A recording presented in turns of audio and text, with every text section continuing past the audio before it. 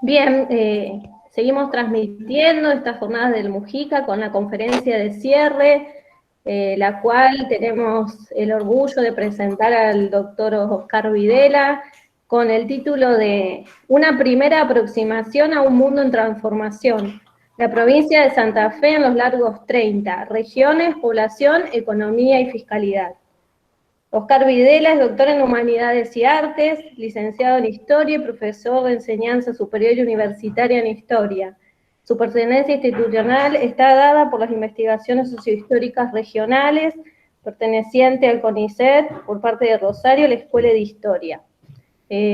Agradecer mucho tu presencia en este cierre, en esta conferencia, la disponibilidad, la humildad con la que enseguida has respondido a los mails, con la que te seleccionamos para que seas partícipe de este cierre de estas jornadas, que han sido, en nuestro caso, estuvimos al pendiente y queríamos que sean importantes para la vida del centro de estudios, que nos podamos seguir conociendo, nos demos a conocer en este ambiente de la historia, de los estudiantes, de los profesorados, manera de visibilizar todo lo que vamos en este mundo académico construyendo. Así que te doy las gracias y te cedo la palabra para que comiences con tu conferencia. Bien. Primero, bueno, el agradecimiento, siempre el punto básico es cuando uno puede decir lo que hace y lo que le gusta y lo que hace un montón, me parece siempre es el punto básico, es la gracia para las personas y las instituciones que en este caso lo logran. Entonces, la particular con los que me he contado particularmente con Laura, que con la que más me he molestado, y obviamente también al Centro de Estudio Mujica, que me parece que es el punto central, y cerebro que en estos climas de pandemia aún no nos impidan encontrarlos de esta manera que estábamos charlando. Tal vez no sea la mejor, pero para hacer congresos yo creo que no es lo mejor, pero es lo posible. Pero tal vez sea para otro tipo de instancias que podemos también hacer, digamos, otras cosas que no nos permitan el traslado presencial. Yo, cuando me convocaban, particularmente me habían sugerido un trabajo en el cual a mí me pareció interesante en un momento, pero dije, bueno, esto puede ser viejo, para decirlo de alguna manera, había trabajado esos temas, pero sí me interesó esta idea de entrar en una lógica general, digamos, tratar de establecer ya no un análisis puntual. De hecho, yo vengo de una formación donde la historia local es central dentro no solamente de mi formación, sino dentro de mis trabajos, y esto que se acercaba a unas perspectivas globales me suponía un desafío. Pero como aquello había quedado muy lejos en el tiempo, dije, bueno, puede ser otra cosa, y esa otra cosa era algo que tal vez puede sonar un poquito más aburrido, porque es más numérico, más gatito, más información cuantitativa, pero me parece que también ven esa línea. Entonces, la anécdota por la cual terminó en este trabajo. Hace un tiempo, desde Santa Fe, Mariela Robinsal me convocó para hacer un libro de historia de Santa Fe que publicaría ATE. Llegué tarde en el reparto de los temas, es dicho un poco en joda, y buena parte de la historia social de Santa Fe del período, la historia, digamos, las que parecen las más divertidas ya habían sido repartidas, y me quedaba economía, demografía, cosas en las cuales no soy, en economía estoy un poco más, pero no eran toda mi experticia, pero me consolé diciendo, bueno, la idea es que sea de divulgación, corto, etc. Y de hecho resultó un esfuerzo gustoso, un primer trabajo hecho casi a mano alzada, es decir, no sobre base fundamentalmente bibliográfica, etc., pero me dejó picando el bichito, digamos, me infectó directamente. Y entonces, en ese sentido, empecé a armar algo más global, en esa tónica. Primero, tomando como marco de análisis el plano subnacional, es decir, los análisis sobre las provincias y territorios, y darle resolución a alguna de estas series de temas encarándolo en un periodo acotado específico. En este caso yo te hablo de la larga década del 30 para referirme a procesos que a veces se parten alrededor del 29-30, algunos vamos a ver que las fronteras son laxas, la crisis es, pero no es para tanto, y que nos llevan a veces en el proceso cercano a la formación del peronismo, incluyéndolo o no incluyéndolo. Entonces, esas fronteras laxas, por eso hablo de las grandes, del periodo como los largos 30. Y entonces me encaré, digo, bueno, vamos a hacerlo recurriendo. Y ahí me encontré con que en muchas áreas había, como uno encuentra, vacancias. No necesariamente falencias, sino vacancias. Espacios en los cuales uno, para construir un relato general, le resultaba difícil encontrar bibliografía. Y de hecho, entonces, en esa lógica empecé a buscar otro tipo de información de fuentes. Normalmente el trabajo está construido sobre fuente ética, estadísticas, editas casi todas.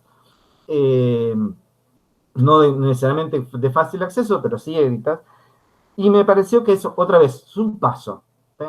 Todavía creo que nos falta llegar en profundidad a encontrarnos con documentación más de primera mano. Pero, digamos, es el estado en el cual llegamos a este caso. No voy a hablar muchas de conclusiones, va a terminar siendo una especie de resultado final, nada más, pero sí de algunos inconvenientes y algunos comentarios al respecto de las matrices de algún tipo de fuente que son la fuente agregada, las fuentes estadísticas o las fuentes económicas, ¿sí? Algún comentario que voy introduciendo en el texto. Dicho esta demasiada larga introducción, vamos al punto. Claramente traté de plantear lo que me pareció una de las particularidades que le ocurre a Santa Fe, entendida como provincia, en el contexto de la crisis mundial del 29 y los resultados de esta. Es decir, no solamente pensarlo como una mera coyuntura, sino pensar a largo plazo, porque efectivamente, y ya he dicho, esto no es ninguna novedad, cómo afecta al modelo agroexportador. La llamada crisis del modelo agroexportador fechada puntualmente aquí. Yo, en este caso, voy a plantear esto, sí, lo voy a usar como un parteaguas importante, pero en varios sentidos voy a hacer algún tipo de énfasis que el punto de hacer esta lógica del corte a veces no ha oscurecido condiciones previas, y sin esas condiciones previas a veces no podemos ver esas transformaciones. Pero el resultado final es claramente que a lo largo de este 30 largos, la provincia sale transformada. Significativamente transformada en términos económicos, sociales, demográficos, en términos particularmente también vamos a ver, de las iniciativas de Estado, el rol del Estado en la sociedad y la política. Claramente hay una serie de novedades que hacen significativo. Y una de ellas también es los impactos en el reordenamiento regional o subregional al interior de la provincia, ¿sí? Que una de las punchadas, una de las cosas es la que me permitirá plantear como programa, más adelante, discutir un poco, plantear como programa, resolver, no lo resolvía, claro, está la clásica distinción norte-centro-sur y la existencia de fenómenos mucho más lábiles que eso, y aquí una de las primeras dificultades que deviene de las fuentes, pero que es en este caso también es un agente, porque hay actores políticos en esto, que de alguna manera nos comemos la división política y a veces eso hace difícil ver algunos procesos. En la división política territorial, es decir, los departamentos, las ciudades locales, las divisiones interprovinciales. Rápido, para a ver si me suelo exceder, así que voy por mis partes. Primero, es que el 29 efectivamente no podía menos de afectar a Santa Fe, que de hecho casi era el modelo exitoso. Es decir, si uno piensa en los formuladores del modelo agroexportador, aquellos de mediados del siglo XIX, y miraban y miraba Entre Ríos y me cuesta, y miraba Corrientes otro poco, y se miró aún la provincia de Buenos Aires, pero claramente el que parecía como el que había cumplido era el distrito de Santa Fe, ¿sí? En este sentido, yo creo que en realidad, claramente, el mercado exportador, y aquí uno de los puntos interesantes, la articulación entre distintos niveles, desde el transnacional, internacional, nacional, subnacional y regional, no podía dejar de afectarlo. El primer visible impacto son las restricciones del mercado internacional. De hecho, es el primer efecto visible que aparece en términos de la crisis del 29 y aquellos elementos que se hacen más significativos. No podía afectar a Santa Fe, indudablemente que es imposible. Ay, disculpen, ahora me había olvidado que había hecho una presentación. Qué mal docente que soy. Bueno, espero que tarde, pero arrime. No sé si se está viendo, pero bueno, ahí ya me pasé las presentaciones, varias de los elementos. Sí, sí, se está viendo. Se está viendo, perfecto, perfecto. Lo que indicaba entonces en este caso, por ahí, según uno de los indicadores son, bueno, los precios internacionales, los precios promedios. Y aquí el primer elemento que voy a traer respecto de mirar. Bueno, el énfasis que vamos a hacer es que si uno mira el término de los precios internacionales, eso, el impacto, uno dice, bueno, se cayó Wall Street y tenemos que ver ahí. No. Y hay unos elementos donde otra vez las fuentes, en este caso las fuentes agregadas, son el resultado posterior, es decir, los precios se terminan en la pizarra de las bolsas internacionales, de las bolsas locales, terminan en una publicación que sale normalmente un año después y aglutinado, es decir, todo un año puntito. Y efectivamente son leídas por cualquiera, 2 años por lo menos después. Y ahí están elementos que nos hace perder la historicidad concreta. El efecto de esos de los precios, por ejemplo, los más significativos son a partir del 31. Es decir, que vamos a ver que hay este impacto tan terrorífico, vamos a ver que tiene su ritmo, su temporalidad. Lo que no quita que sea clave para pensar el proceso en general. Particularmente ahí hay uno de los puntos respecto a esta articulación internacional. El impacto es directo, ¿está? Ustedes vieron que si bien no, ahí tienen una lista en el año 29, que ya hay una disminución de los precios, y claramente la tienen para el 30, y visiblemente el piso es el 31. Pero el indicador del 29 es significativo, pero no es para tanto, digamos, a ver que hay algunos todavía pueden indicar, etc. Pero más significativo todavía, y este es uno de los puntos, es que va a afectar, es que Santa Fe se recupera mirado en términos del mercado exportador. Y otra vez, mirado en términos solamente del mercado exportador, se va a recuperar muy rápidamente. ¿Sí? Si lo mirado en el largo plazo, Santa Fe a los pocos años al 32, al 31 ya recupera buena parte de sus capacidades. Y esto tiene que ver con algunos elementos que son significados mirados dentro del mercado exportador. En el mercado general, ¿sí? Me refiero al mercado exportador, me refiero al mercado general. Por un lado, algunos efectos propios del paradójico, ¿sí? Ya ahora me perdí en la planillita, pero bueno.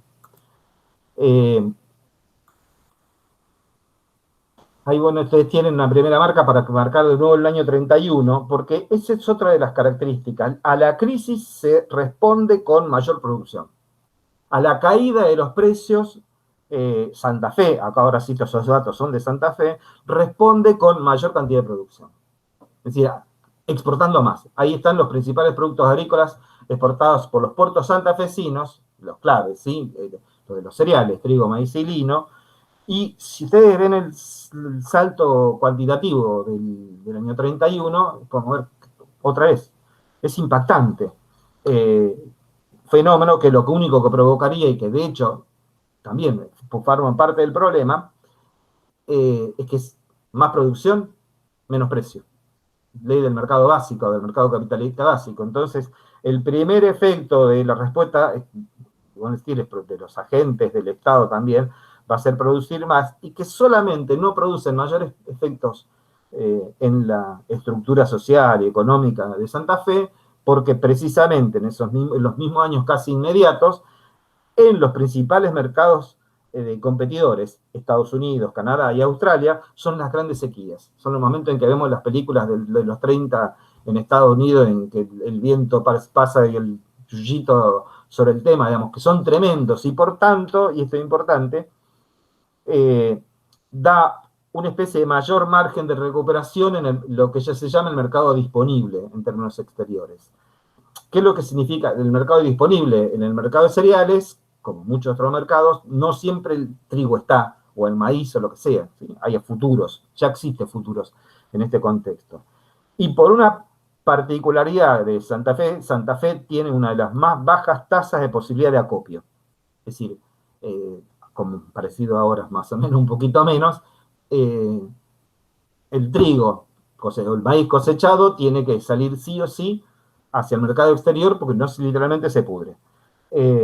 Esto hace entonces que, otra vez, sea factible que ingrese más claramente y recupera. Entonces se entrama, se entrelazan contextos internacionales con contextos locales para permitir una expansión, una recuperación del sector exportador de la provincia de Santa Fe muy rápida. Es decir, si para el 31, esto que dijimos, se produce más, aunque sea a precios mucho menores, claramente si ustedes siguen la línea van a ver que hay un incremento sostenido de las exportaciones en ese contexto. Otra de las debilidades de este trabajo, los precios de los cereales los terminé en el 33 y lo vamos a seguir, vamos a ver que hay recuperación de precios. Lo que esto lleva a que va a ser bastante más significativo la recuperación del sector externo en la provincia de Santa Fe, vinculado al mercado cerealero, hasta la coyuntura del 41, que hay esto otra vez señalada, un poco en rojo para que sea más visible. Porque también, otra vez, normalmente se indica la guerra. Sí, la guerra es significativa, ¿sí? El inicio de la guerra.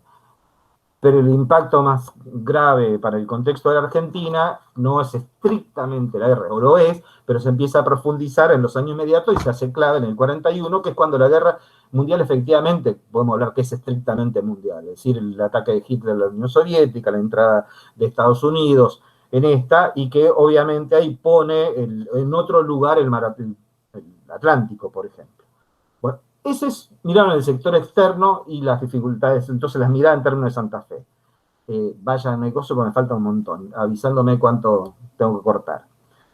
El otro impacto, o la otra mirada que yo quería ver era qué es lo que ocurría con la demografía en general en Santa Fe, y particularmente me interesaba también qué pasaba con algunos de los agentes económicos a partir de la información disponible. Es decir, esa información disponible, yo no lo dije, es los censos nacionales, una información muy interesante que es de la Dirección Provincial de Estadística de Santa Fe, que ha sido muy poco utilizada, y otra bastante que he utilizado por otros, reutilizando otras cosas, que es las memorias de la Bolsa de Comercio de Rosario, que son una fuente impactante para estos fenómenos económicos. El dato característico, y aquí voy muy rápido, porque si no, voy a avanzar, no es para que se le puse el mensajito, no se ven los números, no importa, pero es la grilla que a mí me resultó para resolver las transformaciones que le pasaban a Santa Fe. El primero de la primera transformación que uno puede pensar es la de el impacta sobre en el imaginario, que es una concentración muy alta, una transformación muy significativa en la cantidad de extranjeros. Santa Fe, de hecho, Santa Fe no hay una caída de la tasa de crecimiento. Si la tasa de crecimiento, si la podemos leer, es normal, ¿sí? No establece ningún pico, nada por el estilo respecto al periodo precedente, ni al posterior, pero respecto al periodo precedente, también al agroexportador, no hay un índice de la tasa de crecimiento, sí es superior a la tasa vegetativa, pero no a la tasa de crecimiento, simplemente que en este caso a la población extranjera es suplantada por la población nativa. Es decir, el fenómeno de migración interna que se ha extendido y no es solamente un fenómeno que va a ocurrir en el peronismo, etcétera, sino un fenómeno que ya venía del periodo precedente, simplemente que suma en magnitud, ¿sí? Digamos, ya era del periodo previo, suman en algún contexto y ya se me va visible sobre esto. Sí lo que hay, y es visible con la crisis que va a haber en el contexto, una mayor acumulación del aumento poblacional de las ciudades. Y ahí, otra de estas pastillitas que a mí me interesa marcar. El crecimiento, y uno dice mucho respecto del crecimiento urbano de Santa Fe, el incremento de algunas de sus localidades que terminan siendo ciudades, visiblemente, por ejemplo, no tanto las grandes, sino por ejemplo San Lorenzo, que literalmente pasa de un pueblo a una ciudad.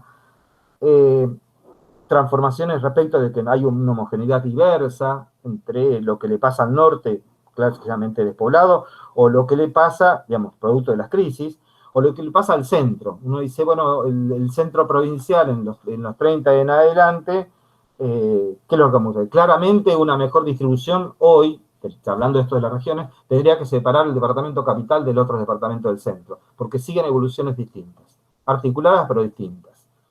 Por ejemplo, en este contexto, ese centro provincial, que es dinámico, vamos a ver que es dinámico en términos económicos, el departamento de las Colonias, San Jerónimo, se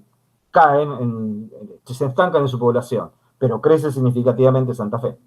Mucha de esa parte tiene que ver con fenómenos locales, es decir, la crisis agrícola o el inicio de un auge ganadero en este espacio, digamos, hasta aún la industria lechera y las particularidades de una industria lechera que no suma fuerza de trabajo, es decir, suma fuerza de trabajo, pero fundamentalmente fuerte número de, vamos a ver más adelante, unidades productivas y HP, entonces necesita menos población, por tanto no sirve para detener la migración, como el efecto de atracción hacia la propia ciudad. Algo parecido pasa en algunos distritos. Por ejemplo, uno dice la crisis tiene que afectar menos a los departamentos más ricos, y por ahí ven uno de los departamentos que tiene, uno de los pocos departamentos que tiene crecimiento negativo, todos crecen, si por ahí lo pueden mirar, es Caseros. Es donde está Casilda, es donde está otra vez el paradigma del modelo de transporte. ¿Por qué se cae Casilda? Bueno, se cae Casilda por efectos locales, es decir, la cercanía a Rosario. Entonces hay un montón de elementos que la información censal, estadística, nos indican para empezar a mirar de otra manera esta subdivisión que estamos acostumbrando. Y respecto a la pastillita esta que me olvidaba, es que todo esto que yo estoy diciendo es poco discutible.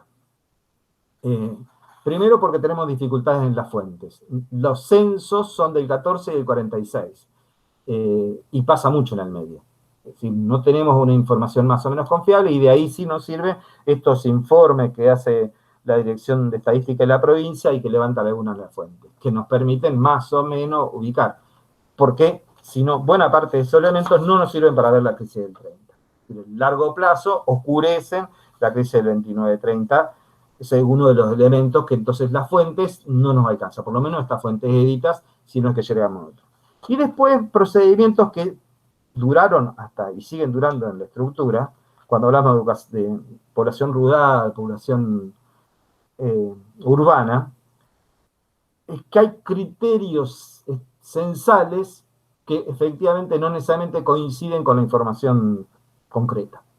Digo, por ejemplo, todo censo son la población de 2.000 habitantes. A partir de ahí, eso se considera población urbana.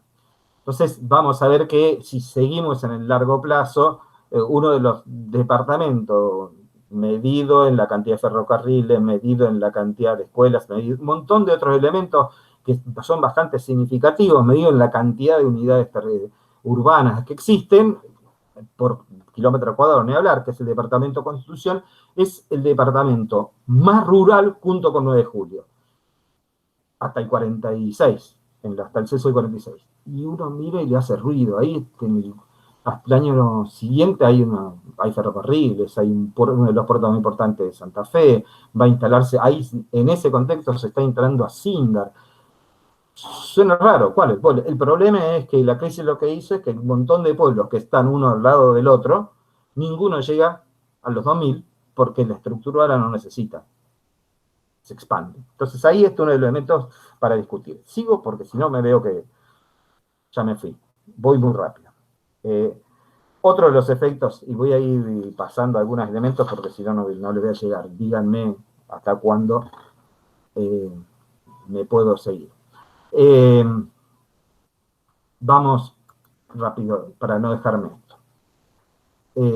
No, esto lo vamos a pasar, bueno, que es la existencia de migrantes, vamos a esto. La crisis, y esto es un fenómeno clásico, lo que otra vez estas fuentes nos pueden ser significativas, porque a veces nos dicen que no, desde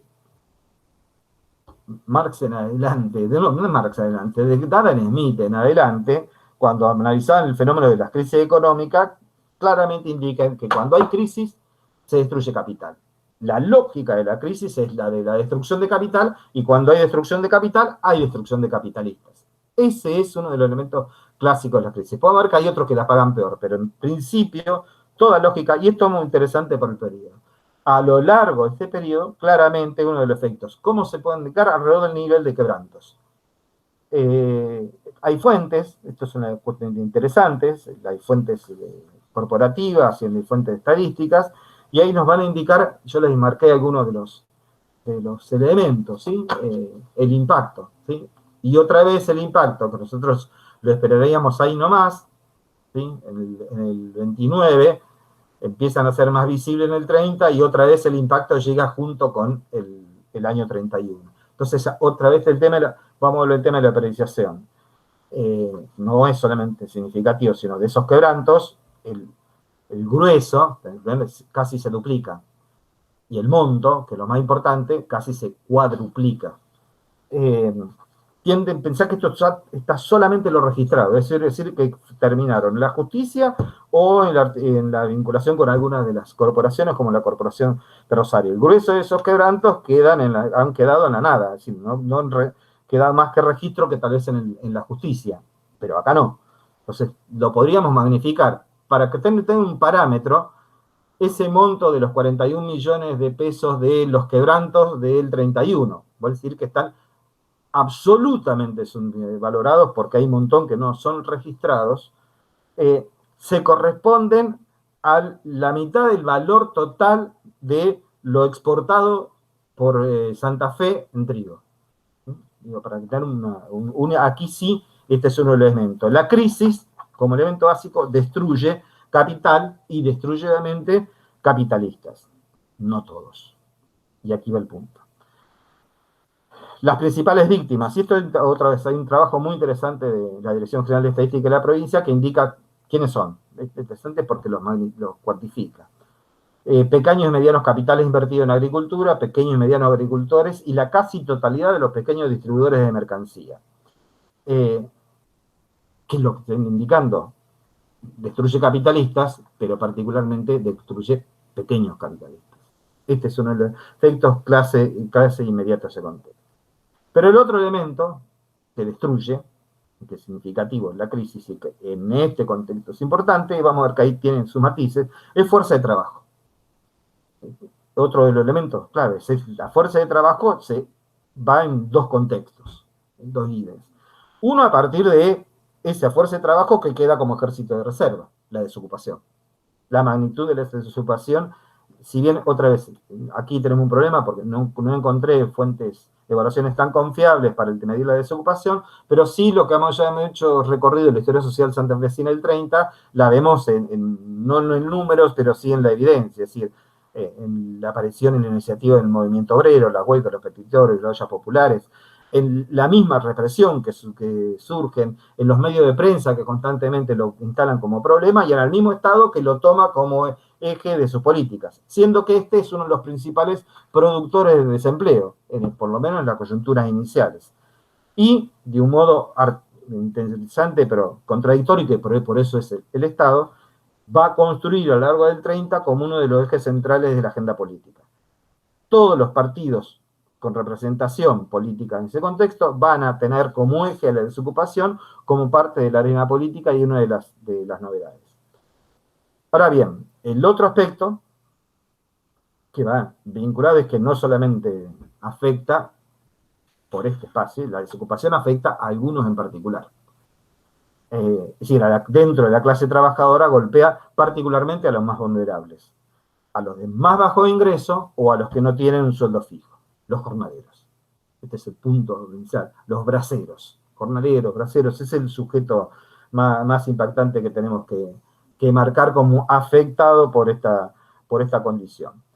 Y que, por decir, tienen una particularidad, ¿sí? Hasta, muy dicho antes, pero hasta de los 30 y aún de los 30, transitan, y esta es una meta, el censo los puede ubicar en un lugar, pero los sujetos se mueven. Y claramente, los trabajos Colani ya lo han marcado, el proletariado rural santafesino circula, tanto urbano como rural. El estibador en el puerto rosarino, villense o de San Martín o en el de mismo Santa Fe, puede ser el que está cuncuñando papa o lo que sea, o que está levantando la cosecha en otro contexto, en las pequeñas localidades de espacio urbano, etc. Este es un elemento que es un punto interesante, es decir, una clase obrera con una tendencialmente creciente, pero con una movilidad muy significativa. Pero a su vez, en este caso, genera fuerza de trabajo más barata, que claramente se ve en la evolución de los salarios, que no se recuperan hasta bien entrados los 30. Bueno, si sigo, me voy a ir hasta las partes que me parecen mucho más interesantes. Voy muy rápido, porque esto lo puede encontrar en algunos otros manuales.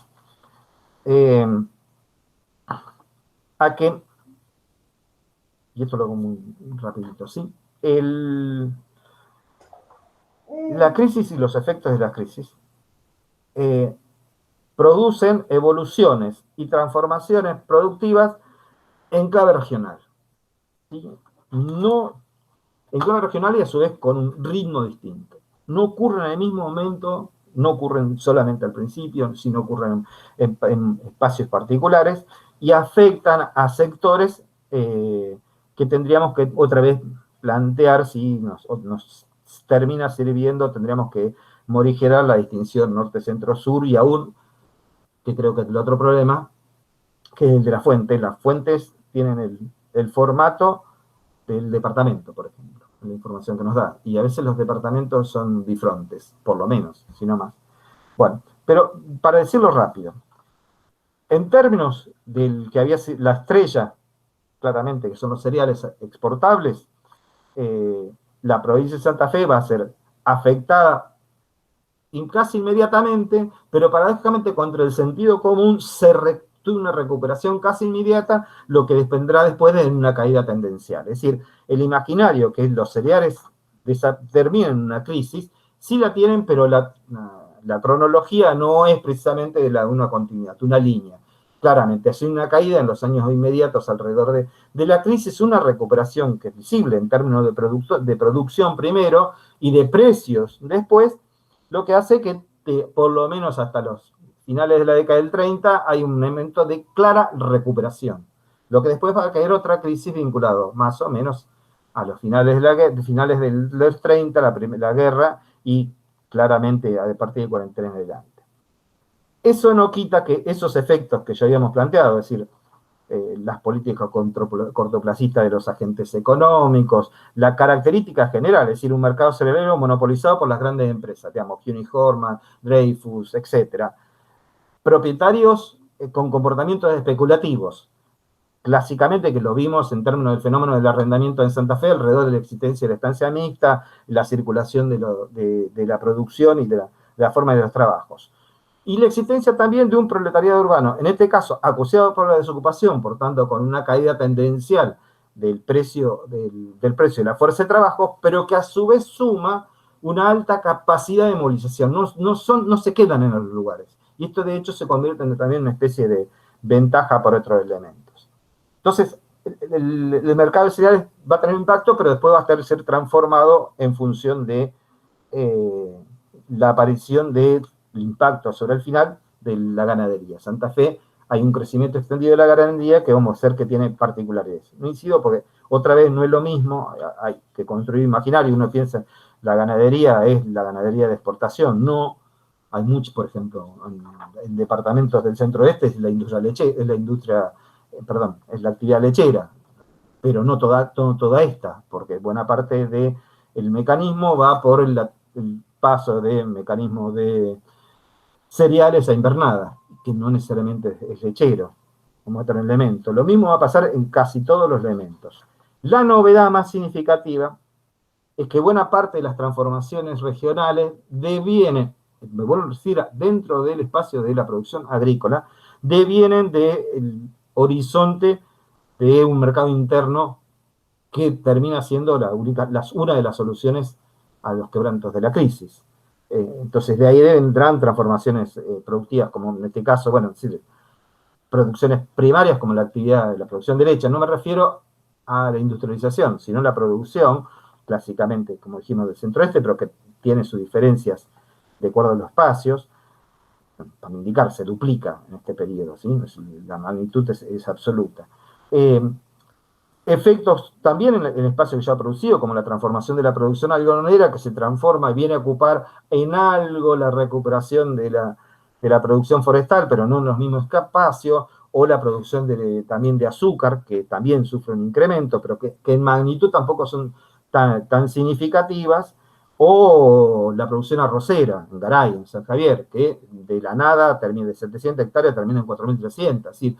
Pero que tampoco por magnitud son tan significativas para que den vuelta los espacios subregionales, es decir, las condiciones de existencia de los habitantes de Garay y de San Javier. Tal vez la más significativa es el girasol, y que otra vez está vinculado a cubrir la expectativa de en términos territoriales del espacio de los cereales, que ahora encuentran dificultades de comercialización, y de la expansión de la industria aceitera. Bueno, lo mismo voy a dar también, hay el impacto de las transformaciones.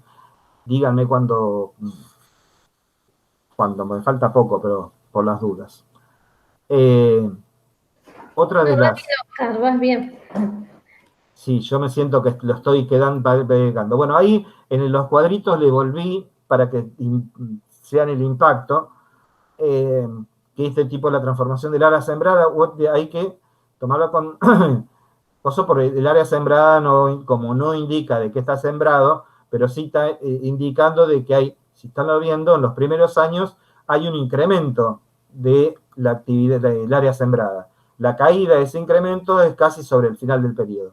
Estos son datos agregados por quinquenio, por tanto también tienen esta misma dificultad que yo le estaba marcando al principio. Los datos de ganadería también en esta lógica, pero otra vez indican esto. Lo que yo le decía, la otra novedad, y con la que se ha hablado siempre de década del 30, es la industrialización, ¿sí? Es más, se ha normalmente asociado la industrialización vinculada a lo que va a ser la aparición del peronismo, etc. Yo creo que en estos contextos uno de los problemas básicos es el peronismo como elemento interpretativo, es decir, buena parte de la historiografía argentina, no solamente la historiografía, sino de la sociedad argentina, obsesionada por el peronismo, vive como una especie de esperando a Godot, esperando el peronismo. Todo conduce al peronismo, y eso historiográficamente se llama anacronismo. Porque de hecho, los que nos interesan, que no somos nosotros los historiadores, sino son los agentes en esa época, no sabían qué es lo que venía después. Entonces, cuando historiadores traficamos con ese tipo de elementos, ahí hacen serias dificultades. Después, tal vez, para generar polémica después alrededor por algunos usos conceptuales como populismo, por ejemplo, etcétera, vamos a ver para el periodo previo. Pero voy a esto, la industria. Normalmente se identifica la década del 30 como los elementos que aparece el desarrollo industrial. Indudable. Primero porque hay con qué. Y este es un elemento significativo. Si uno toma los indicadores previos y posteriores a la crisis del 30, Santa Fe era, además de claramente la región del trigo, etcétera, etcétera, un espacio donde en buena parte de algunas de sus ciudades hay una concentración industrial importante. Digamos, no profundizada, etcétera, vamos a decir, de una escala menor, pero claramente visible. Y esto se ve en cómo son las respuestas, al mercado interno, claramente, el mercado de bienes de consumo internos, pocas encuentran exportaciones, pero también tiene que ver que hay dos elementos que vienen, vienen previo. Hay una magnitud importante de fuerza, expresado en fuerza motriz, que sería en este caso de las fuerzas productivas, previo. Es decir, el 30 no se encuentra con la nada. Encuentra simplemente que desde el periodo precedente hay un incremento significativo de las fuerzas productivas y del valor de esas fuerzas productivas en Santa Fe. Esto es un elemento, obviamente, yo lo planteo, hay que resolverlo, discutirlo, etcétera, pero uno de los indicadores claves que suele usar es la cantidad de HP instalado, es decir, la fuerza motriz. Donde hay fuerza motriz, porque hay que mover cada vez más, ¿sí? La fuerza motriz, en este caso, no solamente son el auto o el tractor, sino todos los motores aplicados al desarrollo de la industria. Y si uno mira la tasa de crecimiento de los HP instalados en Santa Fe, es importante, es significativa, entre el dato por ahí que tienen, creo que se los pasó por ahí, entre el censo del 35 y el del 36, acá otro problema de esto, uno dice, mucha, mirá, se sumó. Sí, se sumó, pero el HP instalado no llega a duplicar, en el 46 no llega a duplicar el del 35, y el problema es que acá en establecimientos sí lo duplicó, y el personal ocupado ya lo ocupó. Y si lo determinamos sobre los datos que tenemos precedentemente, la tasa por anual es menor. Entonces, aquí tenemos uno de los elementos interesantes para ver. Hay crecimiento industrial, mucho. Ese crecimiento está sostenido en general sobre aumento del número de establecimientos y aumento del personal ocupado, ¿sí? Pero eso es una verdad general, que no sirve para algunos casos en particular. De lo mismo en que, bueno, si hay esto, diría, bueno, hay pocas industrias. La crisis se lleva, dicho el dije que se lleva capital, sí. Se llevó, la crisis del 29, la mayor unidad productiva de la provincia de Santa Fe, la refinería de azúcar Rosario, se la llevó puesta. Pero si miramos, no el caso, sino en largo plazo, en ese periodo se vuelven a instalar las unidades productivas también más significativas con el celulosa, electrocolor, la fábrica militar Domingo Mateu, Asindar, etc. Entonces, ahí hay un diálogo que tendríamos que mirar alrededor de estos componentes, es decir, la aparición de estas unidades productivas muy grandes y una expansión que se sostiene casi pura y exclusivamente en el aumento de establecimiento y personal ocupado. Que, y aquí cuando varía, con el estilo. Mirado así, es una verdad, pero después mirado en términos puntuales es distinto. Ejemplos prácticos. Sería el ejemplo de la industria metal-metálica, que sería teóricamente la más moderna, pero que sigue el padrón más tradicional. En cambio, la industria lechera, por ejemplo, crece multiplicando establecimientos y utilizando mayor cantidad de fuerza de obra, HP instalado. Es decir, menos mano de obra. Por lo que explica que en esos departamentos el desarrollo lechero no sostiene población, porque el boom no le permite. Distinto de lo que pasa con la industria arenera, que se había transformado en la década precedente. Incorpora solamente la cantidad de fuerza, cantidad de trabajadores. Y aquí seguimos. Y saco un poco de algunas cositas y vamos al otro agente que me parece importante de marcar, indicar, y que es el Estado. Bueno, como aquí sí tiene origen que en ese trabajo que yo le decía, el Estado ya se lo habían afanado otros, me pareció que una entrada, que yo me indico varias veces, era, diría uno, por la sorpresa que me encontraba, a su vez, que no había sido trabajado, y yo creo que es un campo perejil, algo que es un proyecto completo a realizar. No sé si lo haré yo, pero alguien más lo tendrá que hacer, que es pensar algo del Estado que es clave. ¿Se acuerdan? A todo el mundo nos castigamos con OSLAC, y una de las condiciones que indica OSLAC para la existencia del Estado es la capacidad de extraer recursos de la sociedad de una manera continua y estable. Eso se llama la estructura fiscal. Y si bien hay trabajos, y esto es otra, hay un muy interesante trabajo sobre Santa Fe, de Evangelina de los Ríos, para mediados del siglo XIX, no hay trabajo sobre esto. Es decir, alguna cosa que encontré no era en términos económicos, había alguna cosa de abogados, etcétera, sobre esta evolución. No había trabajo sobre el periodo, y cosa me parece central para pensar el Estado. Es la capacidad de extraer recursos de la sociedad a partir de estructura fiscal. Y más con que, sobre la base de la fuente existente, y aquí, bueno, es decir, otra vez, la que me terminó sorprendiendo es algunas publicaciones de la Dirección Provincial de Estadística, pero particularmente de la Bolsa de Comercio de Rosario. Es impactante el crecimiento, que indica que ese Estado está mucho más presente en esa sociedad. El Estado provincial santafesino, en el periodo, y a ver si yo... Vamos ahí. Incrementa su recaudación casi un 100%, o más. ¿Sí? 100% depende, bueno, acá vamos la medida, es decir, hasta por lo menos el 43, que es la medida, yo le puse el 45 para que después 45, 47, para que ustedes vean mi evolución. Pero en el impacto es significativo, ¿sí? El 100% de la recaudación es a los efectos de cualquier estado de una magnitud absoluta. Es decir, es un estado que interviene, y esa es la lógica de intervención, sobre la base de poder extraer una serie de recursos importantes.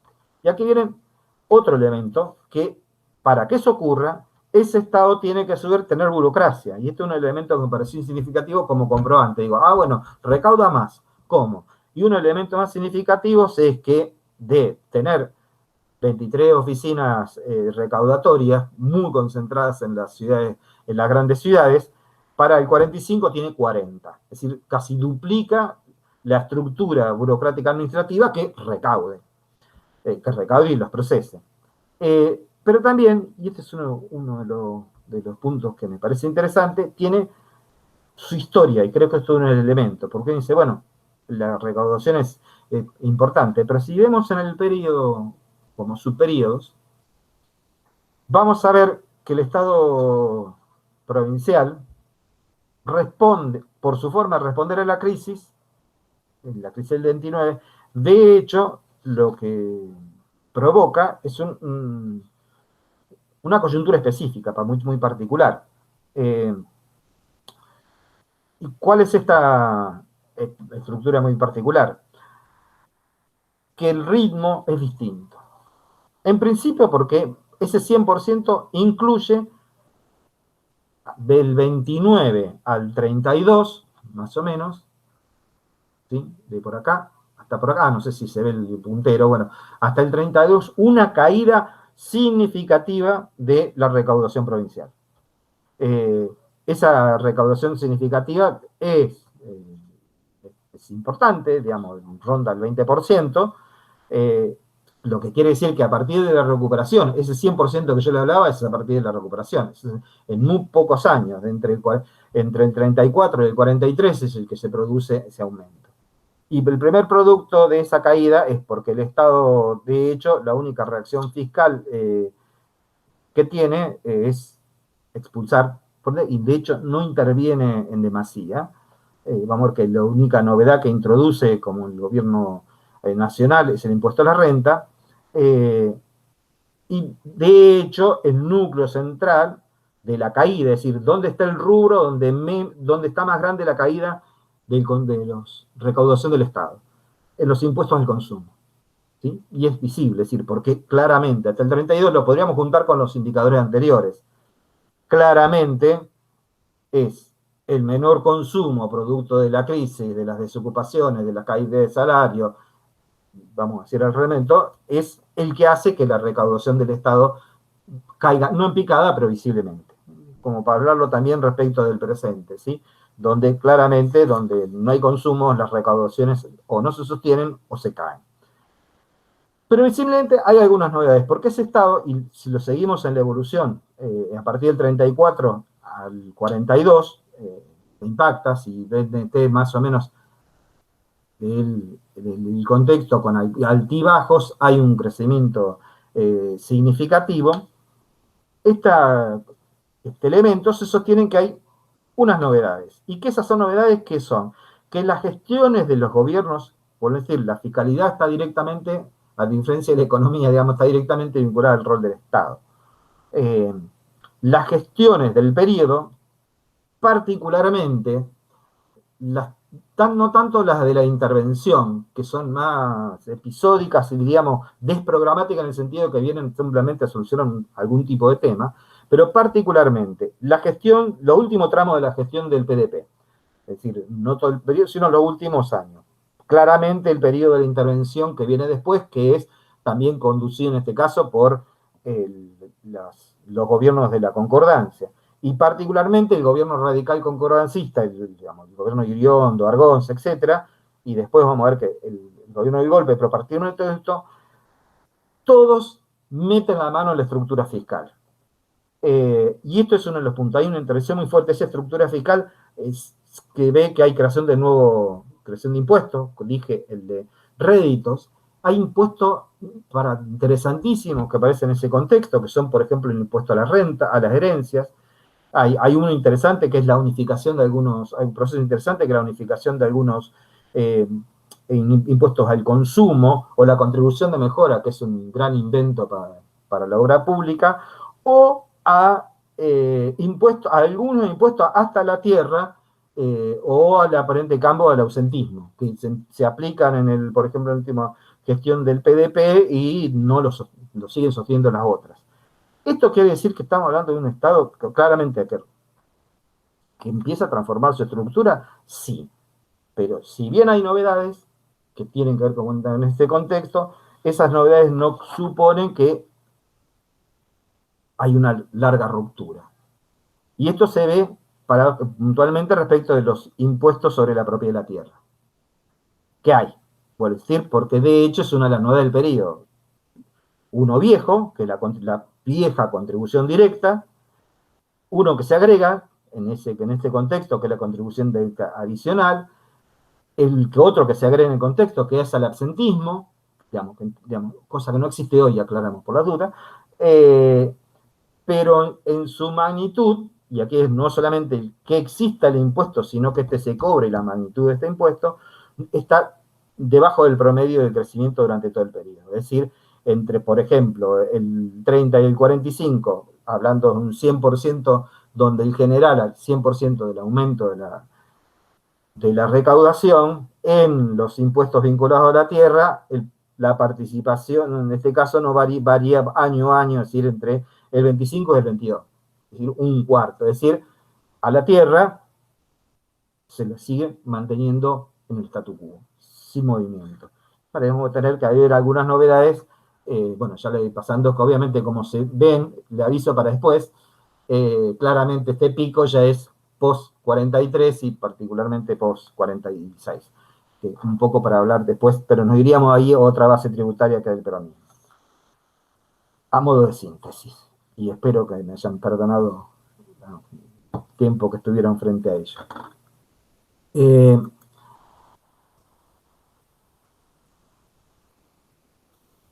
Me vamos a la calle si nos vemos un poquito más.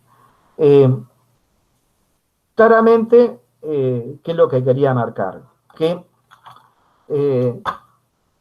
la crisis del 29-30, la crisis mundial, efectivamente afecta a un modelo de acumulación visible, pero que ese modelo de acumulación, de hecho, todavía está vivito y coleando, para decirlo de alguna manera, y hay que ver, y que no podemos hacer explicaciones, o podemos hacer explicaciones globales, pero están cargadas de particularidades específicas respecto de, supongamos, las ramas, los sectores, los espacios, y este es uno de los puntos.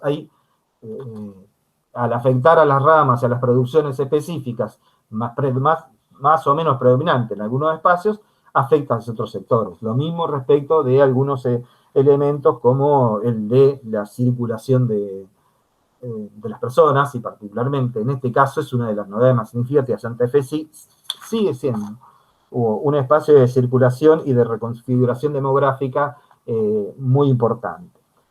Este elemento es lo que me llevaba a pensar en que en la estrategia inicial, esta de construir un panorama general de la provincia de Santa Fe, me encontré con que la diversidad tensionaba la generalidad y que en algunos casos habría puntas más que interesantes para volver a trabajar las clásicas regiones, el impacto diverso de sus diversas producciones y en qué grado tiene ese problema o no de la heterogeneidad o la homogeneidad, en cuanto una parte importante de la distinción que tomamos como concepto, que tomamos como categoría, hablamos del norte, sur o centro Santa Fe como si fueran una categoría, tienen un componente que es obviamente político, que es la de la jurisdicción que remite, que es estrictamente política, territorial, pero que las fuentes,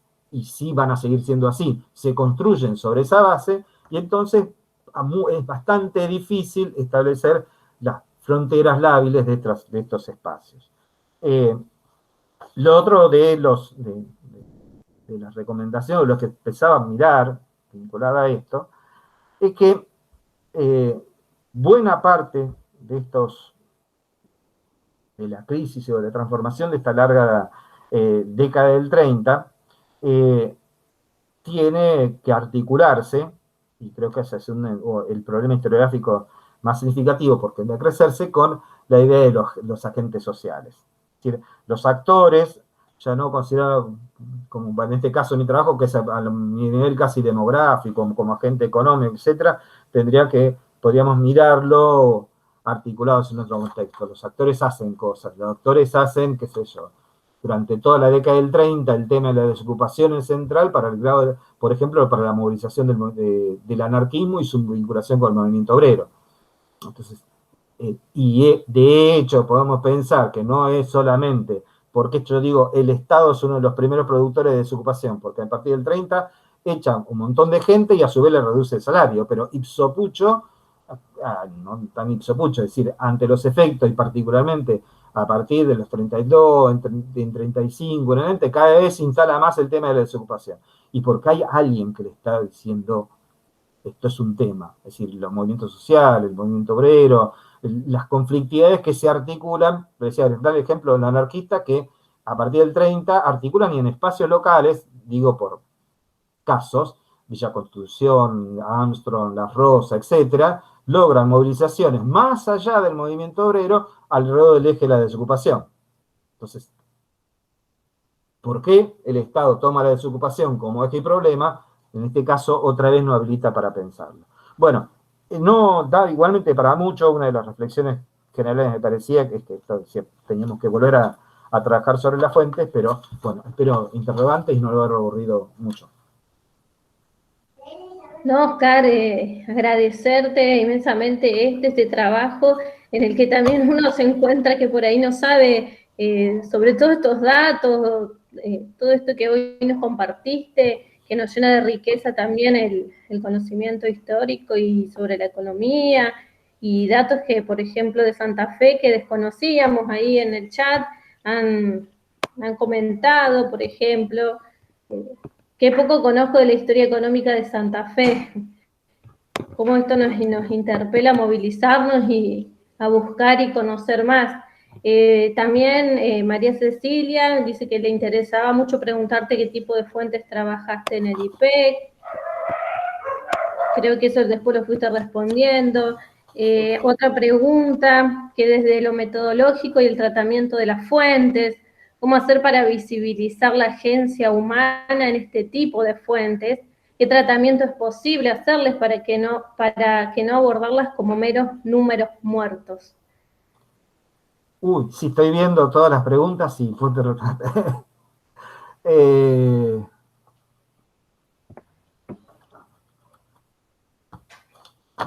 A ver. Ahí, a ver si la podés ver. Sí, estoy justo leyéndolo.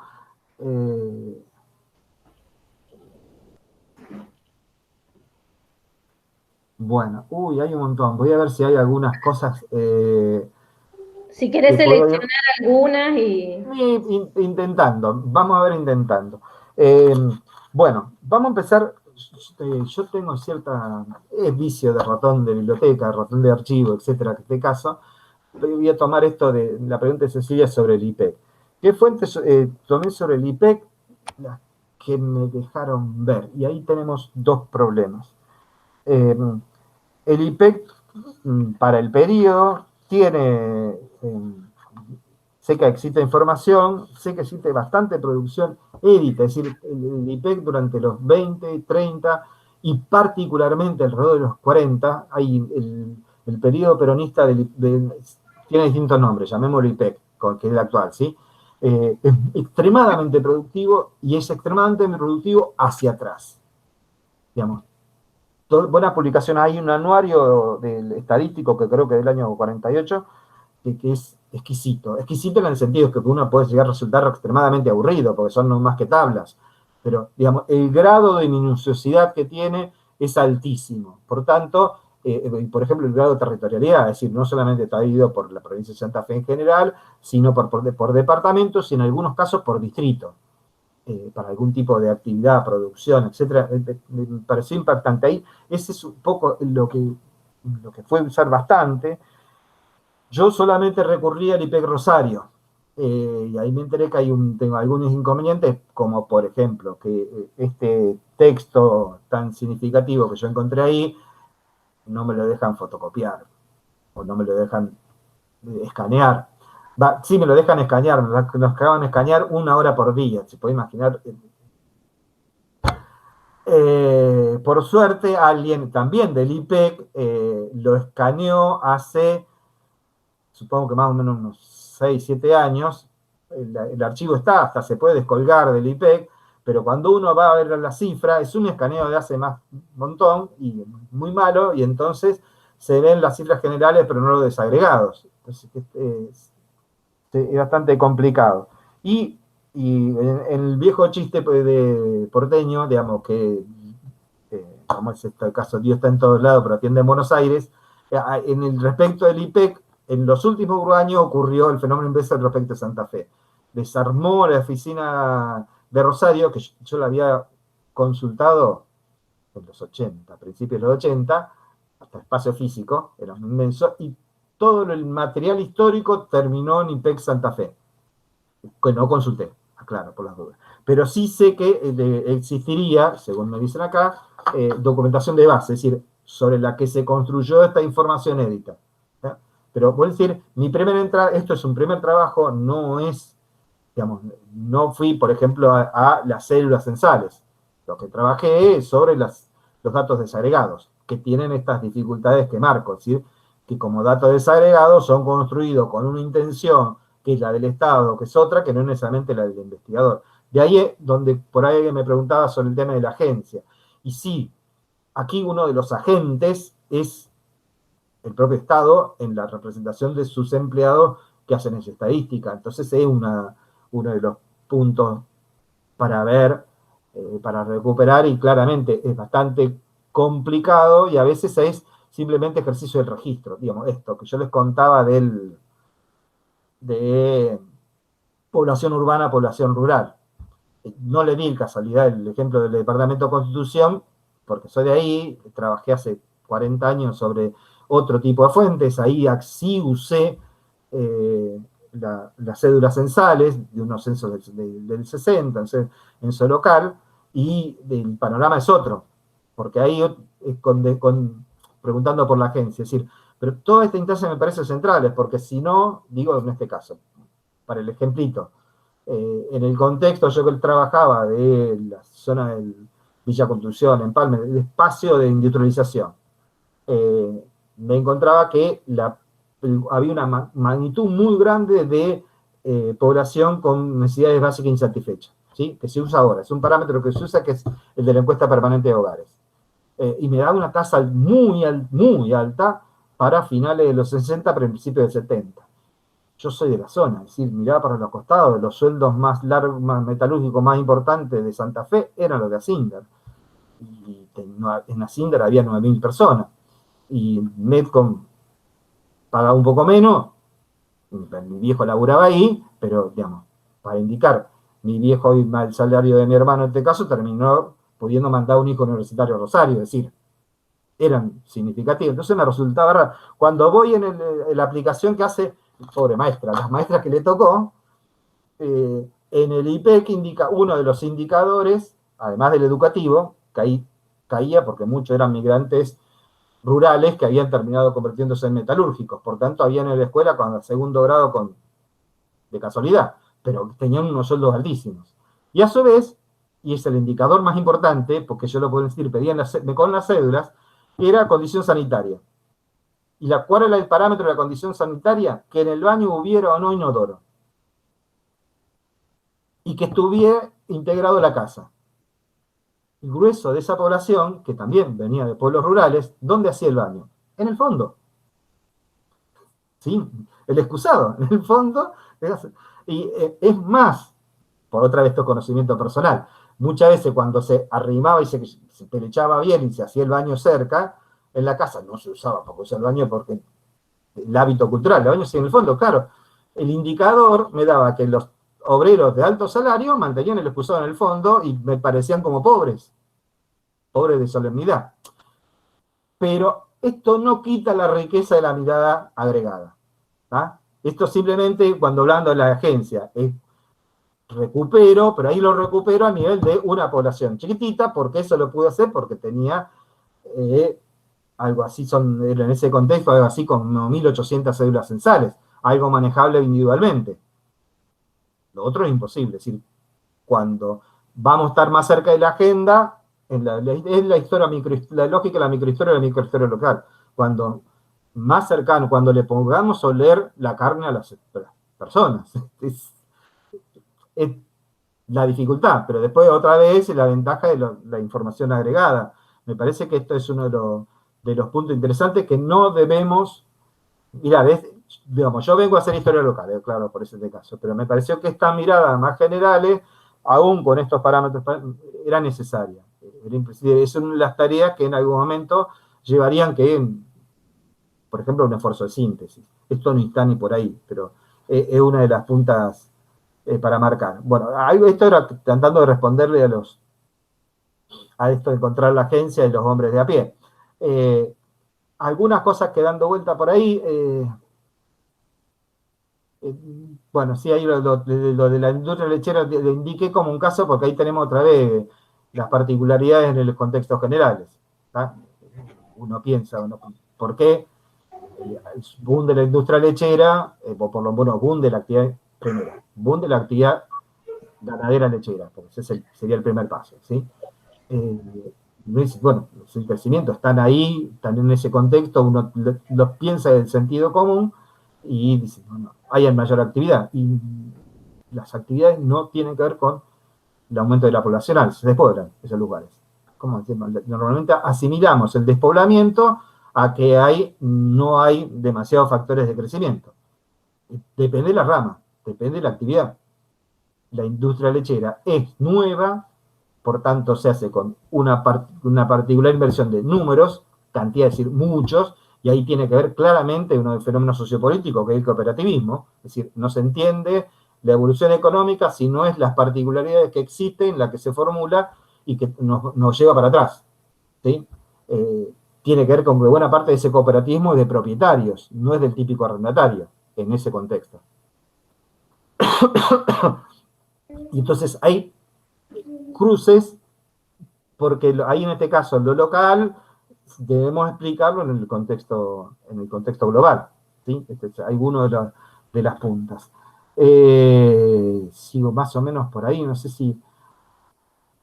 Sí, también un poco agradecer este aporte, dice Natalia, que complejiza la mirada regional y resignifica las interpretaciones más tradicionales y explicativas de las consecuencias de la crisis económica de los años 30. Y bueno, y un poco ahí otra vez sobre lo que vos decías de esta perspectiva micro, que continúe visibilizándose las implicancias regionales, sus matices y aspectos singulares, ya que entiendo que habrá diferencias en la región centro-sur respecto de la norte. Sí, yo creo que otra vez, hay que, la comprensión de lo histórico hay que acercarla. ¿sí? Deberíamos hacer la banda prehistórica, que para poder atrapar al mamut, de a uno no pasaba, no pasa mucho, digamos, ¿sí? tenemos que ir rodeándolo y tal vez esté en una de las betas. Bueno, espero haber servido de algo al centro en particular. Vuelvo a hacerle de agradecimiento a los que participan de él y de esta iniciativa, y esperemos que, como dirían los tweets, nos volveremos a ver. Sí, por supuesto, quedamos pendientes y con el compromiso del ofrecimiento del nuevo libro que también nos has hecho vía mail. Disculpame, le mandé el coso, pero le mandé el libro. Ahora ya le mando el libro en una versión digital. Igualmente, si estuviéramos en esas jornadas presenciales, le diría que me firme el libro. Sí. Ya creo que tendremos la oportunidad y la invitación cuando esta pandemia nos deje. Bien. Háganse de cuenta que es como el libro que presentaron ayer José y Cecilia, nada más que me corro un poquito más al sur y un poquito cruzando el Paraná, digamos. Porque el eje central, el libro ese es sobre conflictividad, el eje central de la conflictividad no es tanto el orden, debo aclarar, eso sí, no, a diferencia del texto que presentaron José y Cecilia, pero no está mal el conflicto, el quilombo, pero también hay algo más sobre Santa Fe, Colones, hay alguna cosa, igualmente hay algunos lugares compartidos, es decir, hay algunos hasta autores compartidos, así que yo me sentí hermanado con ese otro libro que presentaban los chicos. Y bueno, será una continuación entonces. Así que bueno, agradecerte nuevamente todo este conocimiento que nos has compartido. Gracias, Oscar.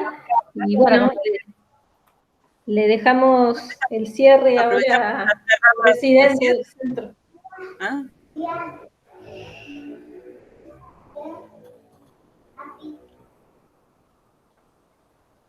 Bien, me toca darle el cierre a estas jornadas, unas jornadas realmente maravillosas para quienes amamos la historia, muy productivas.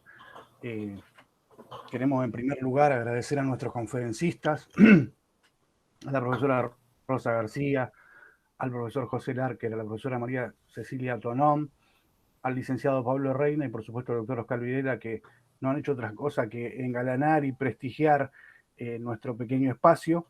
Queremos comentar además y agradecer a los exponentes que también con su trabajo han venido de una manera muy generosa a contarnos por dónde vienen sus investigaciones. Tuvimos trabajos de diversa procedencia institucional, de la Universidad Nacional de Córdoba, de la Universidad Nacional de Rosario, de la Universidad Nacional del Litoral, de la Universidad Nacional de Salta, del Instituto número 8 Almirante Brown de la ciudad de Santa Fe, del Instituto número 2 Joaquín B. González, del Instituto Artiguista, de nuestro querido Instituto número 4031 Fray Francisco de Paula Castañeda y diversos docentes de nivel secundario. Así que a todos ellos, muchas gracias. A las personas que nos siguieron por streaming, muchas gracias. Esperamos que este sea un espacio donde han podido mostrar sus trabajos y esperamos que este vínculo que hemos establecido perdure en el tiempo y nos sirva para seguir mejorando como historiadores. Así que un abrazo grande a todos y muchísimas gracias. Muchísimas gracias, Darío. Gracias. Gracias a todos. Nos vamos. Bueno. Chao, nos vemos. Hasta otra oportunidad. Hasta la próxima. Gracias. Ahora te vas. Ya se fue el plan. Uy, no lo quiere. Estamos hartos de la pantalla. Chicas, qué lindo, qué lindo.